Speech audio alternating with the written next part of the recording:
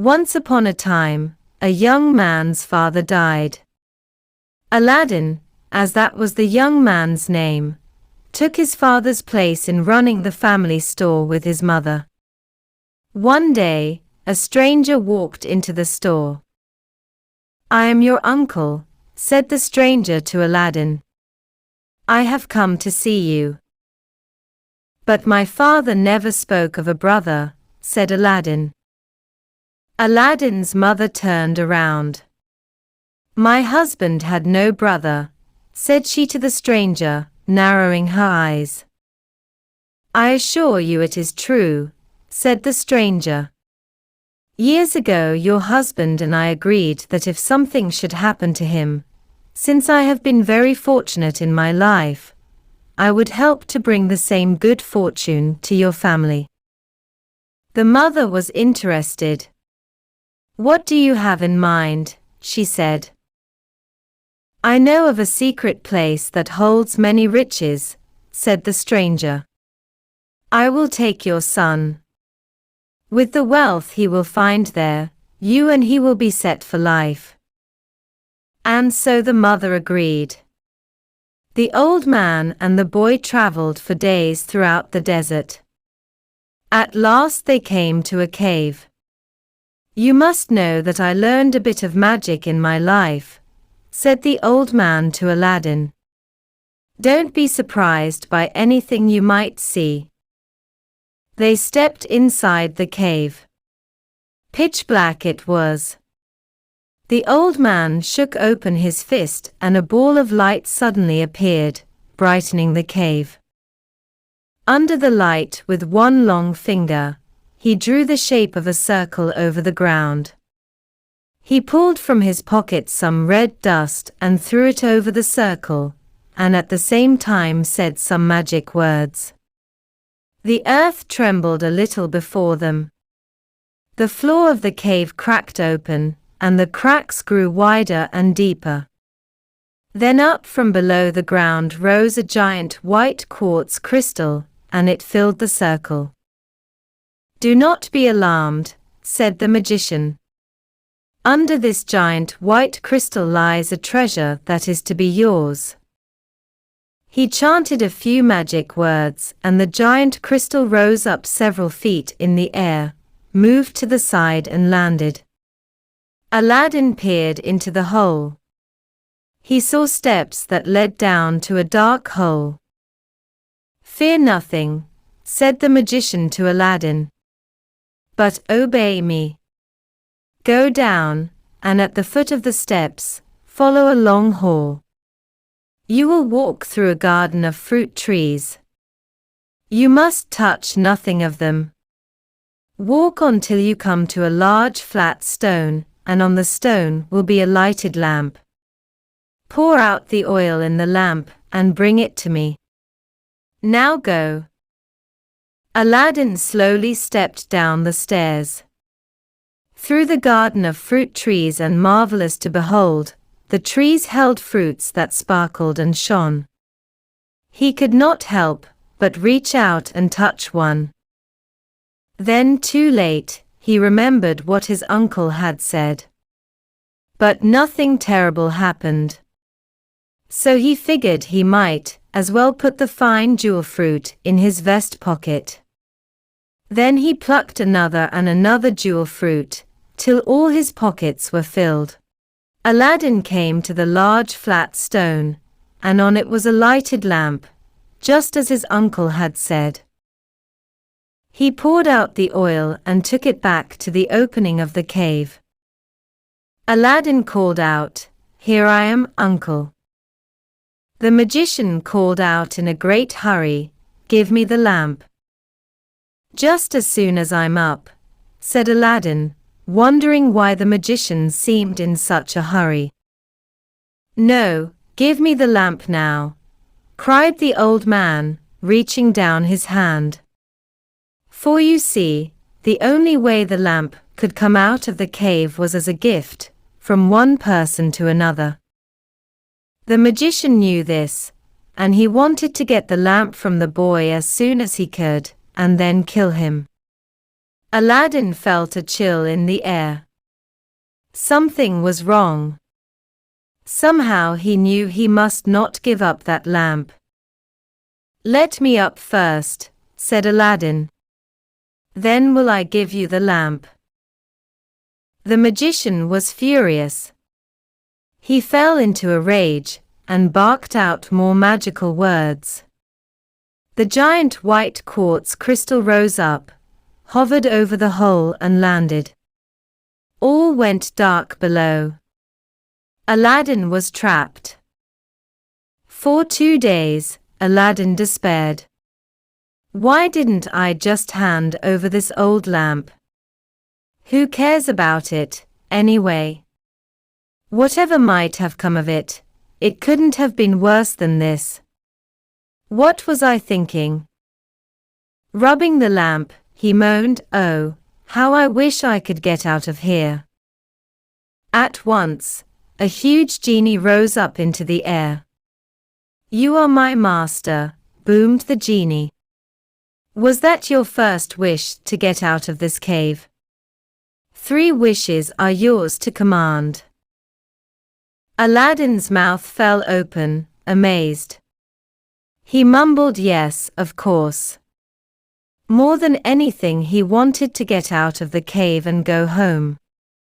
The very next moment, Aladdin was outside his own home, still holding the lamp and with all his jewel fruits in his vest pockets. His mother could not believe the tale her son told her.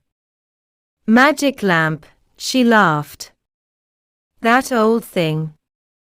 She took the lamp, grabbed a rag, and started to clean it. "If there were really a genie in this old lamp, I would say to it, 'Genie, make a feast for my son and me, and serve it on plates of gold.'" You can imagine the mother's surprise. The genie rose up out of the lamp, and a feast fit for a king weighed down her kitchen table, on plates of glimmering gold. Mother and son enjoyed a feast like no other. Then the mother washed and sold the gold plates, and bought necessary things to live. From then on, Aladdin and his mother lived well. One day, Aladdin thought to himself, "Why think small? With my jewel fruits, I could marry the princess and become the prince of this land." His mother laughed.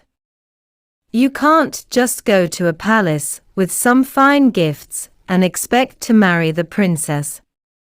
But Aladdin urged her to try. They wrapped some of the jewel fruits in silk cloth, and the mother went to the palace.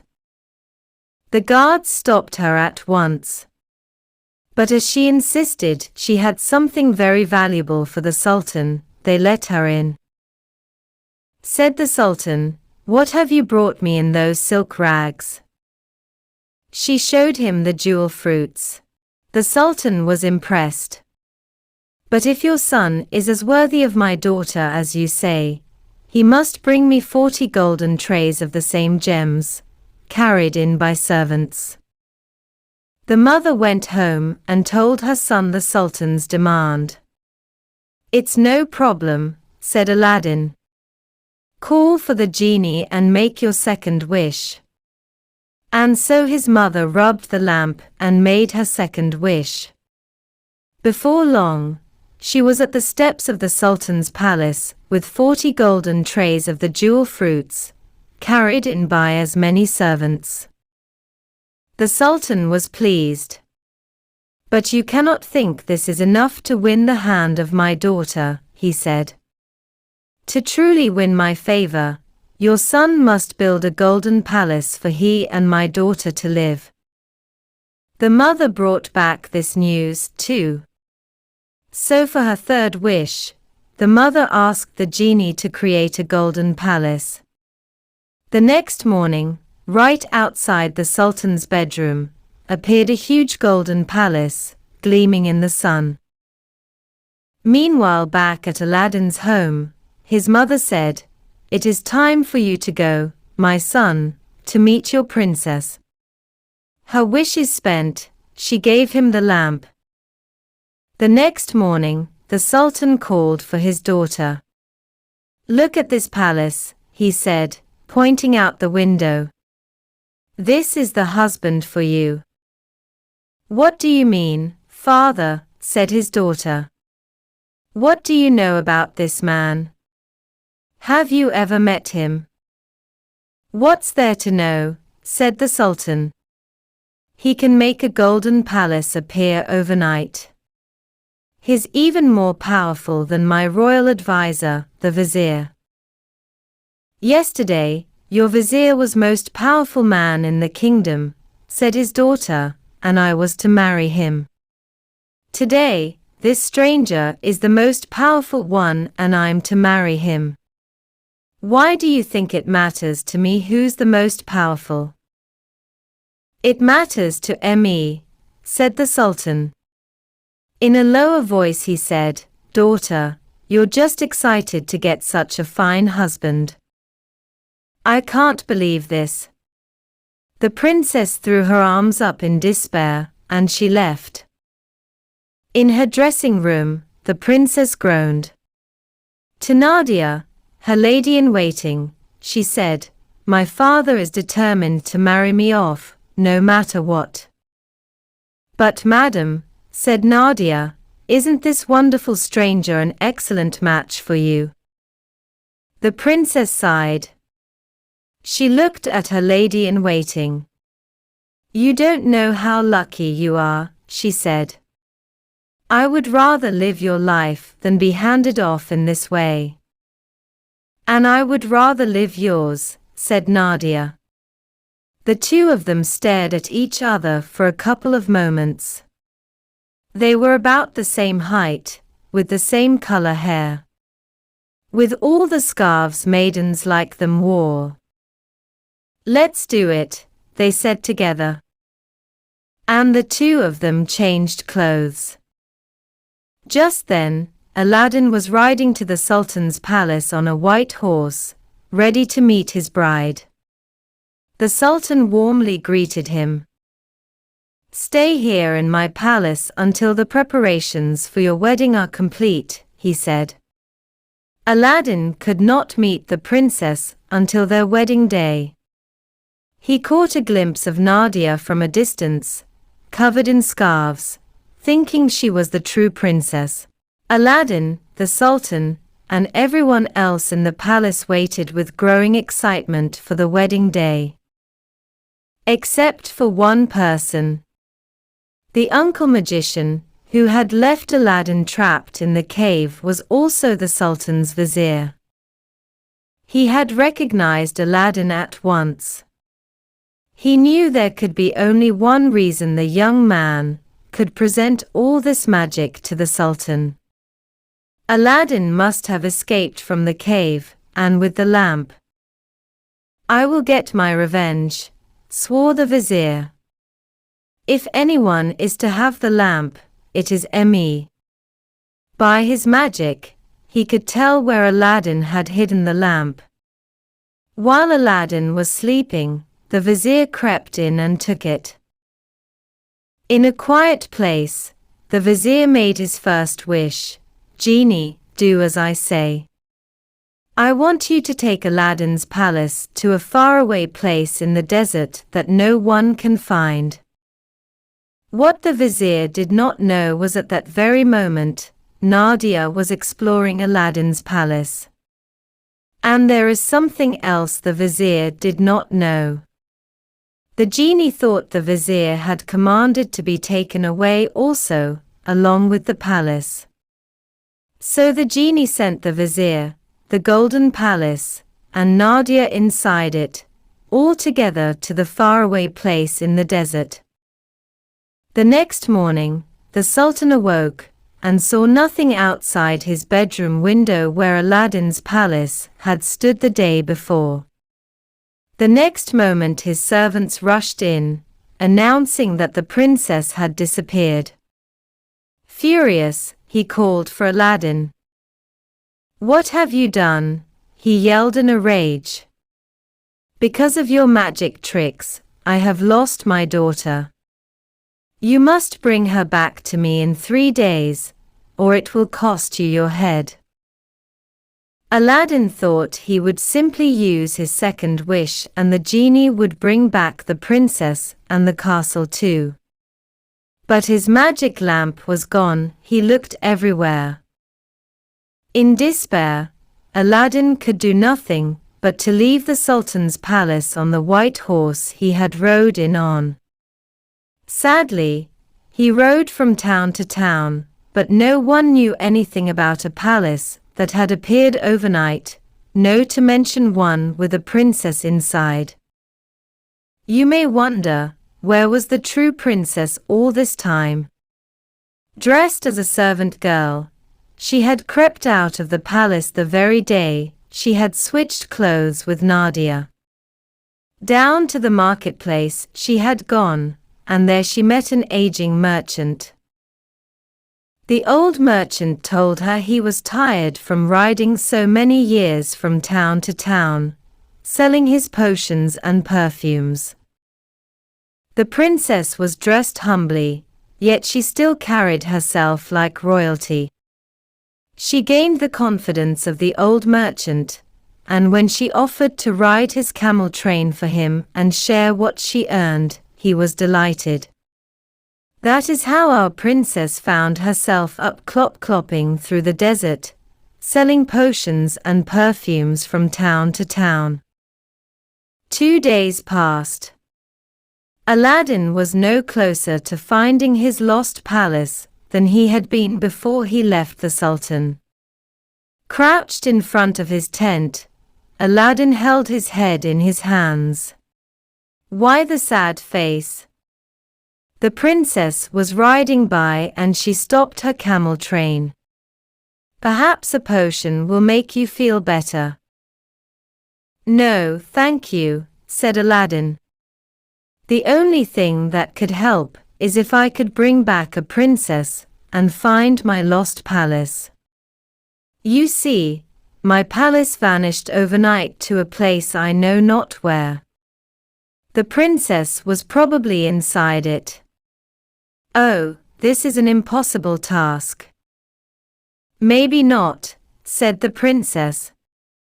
In my travels, I heard of a palace in the desert that appeared out of nowhere, not long ago. Really, said Aladdin. He looked up. Do you know where? I think so. I could take you there. If we left now, we could get there by morning. I'd be so grateful, said Aladdin. He had left all the jewel fruits with his mother except one. This he offered to the camel rider as payment. Oh, keep it, said she with a wave of her hand. It's no trouble. Bring your horse to ride alongside my camel. Riding through the night, the two of them spoke of many things. Aladdin marveled at the young lady's easy manner and generous spirit. He somehow knew she could be trusted. Before long, he told her his story of how he had discovered the magic lamp in the cave and how it had been stolen from him, along with the palace.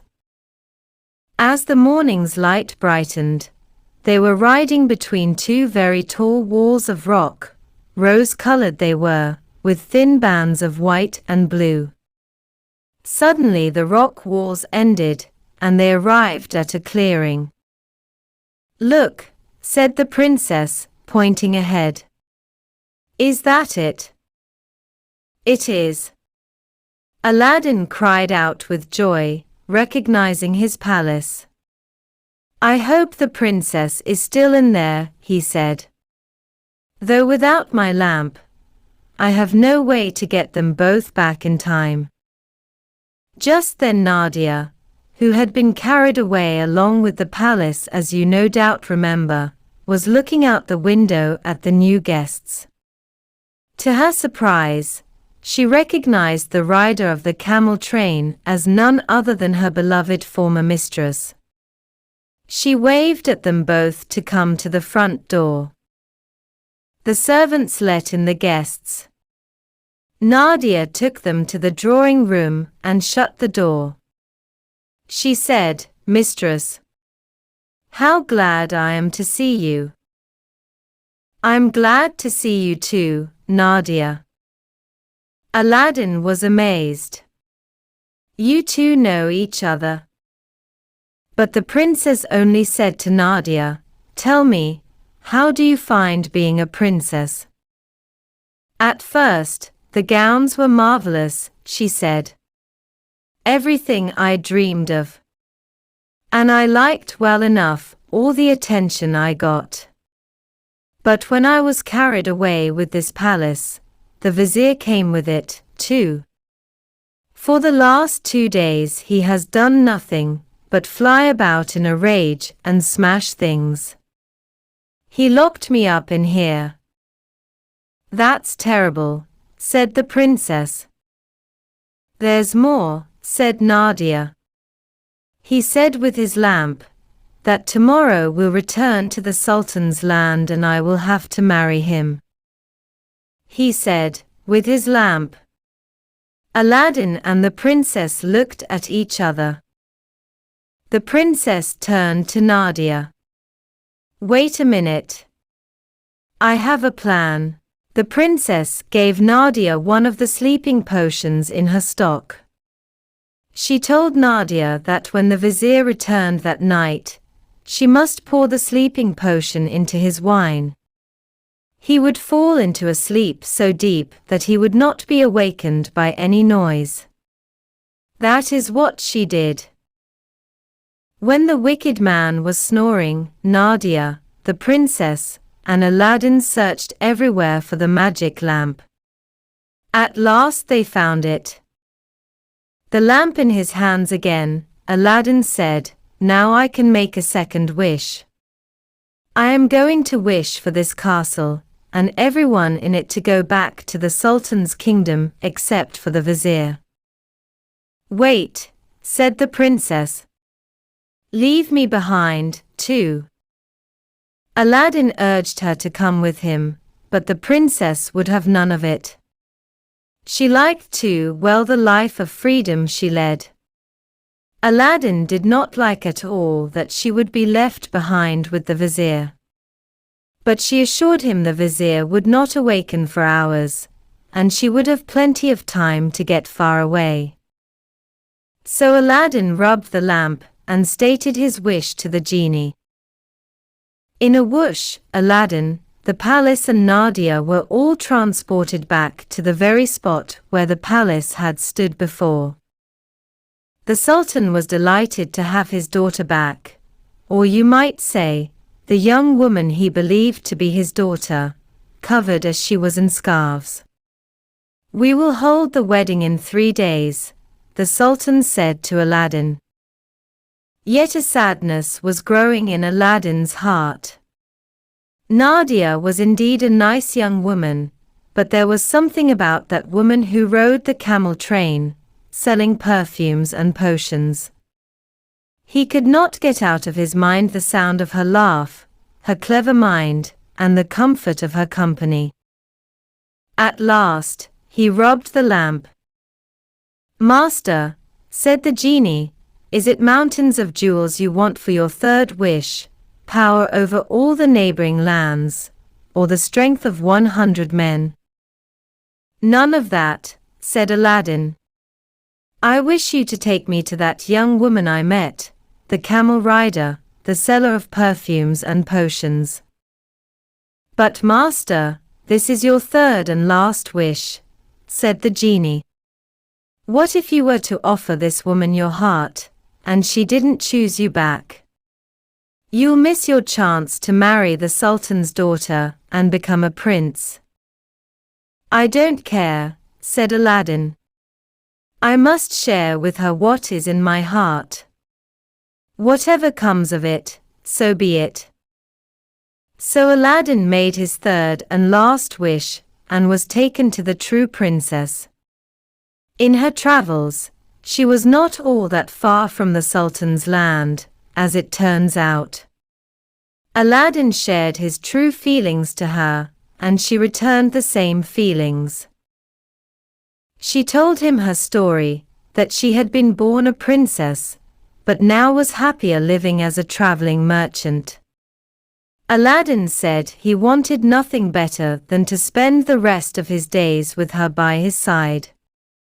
And so they agreed to marry and together ride the camel train, selling potions and perfumes from town to town. Then such surprising news. Aladdin and the princess learned that the Sultan had suddenly died.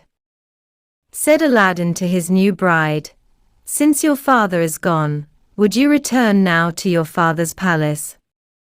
We could rule the kingdom together, side by side." As a last goodbye to their life on the camel train, Aladdin and the princess mixed a very special magical potion.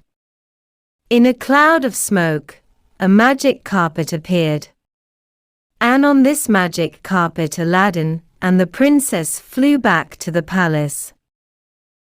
Nadia was very pleased to see them. She gladly stepped down to serve again, as lady-in-waiting to the princess. For the rest of their lives, Aladdin and the princess ruled the kingdom wisely and well. And they lived happily ever after, as should you.